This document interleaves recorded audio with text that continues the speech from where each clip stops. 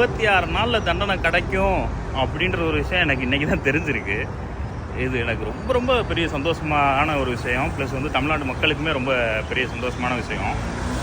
என்னன்னா, மார்ச் 10ஆம் தேதி தூத்துக்குடியில் 12th படிக்கிற பொண்ணை வந்து ரேப் அண்ட் மர்டர் பண்ண அந்த நாய்க்கு இரட்டை தூக்கு தண்டனையும் 1 வருட கடுங்காவல் தண்டனையுமே கொடுத்துருக்காங்க.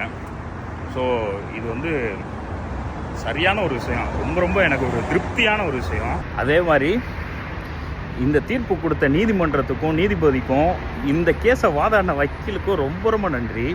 இதில் எனக்கு ரொம்ப ஸ்பெஷலான விஷயம் என்னென்னா, இதை வந்து ப்ரெஸ் ரிப்போர்ட்டர்ஸில் ஒரு அட்வொகேட் சொல்லியிருக்காங்க. அவ்வளோ சந்தோஷமாக சொல்கிறாங்க. அது எனக்கு ரொம்ப பிடிச்சிருந்துச்சு. அந்த வீடியோ இதில் போடுறேன்.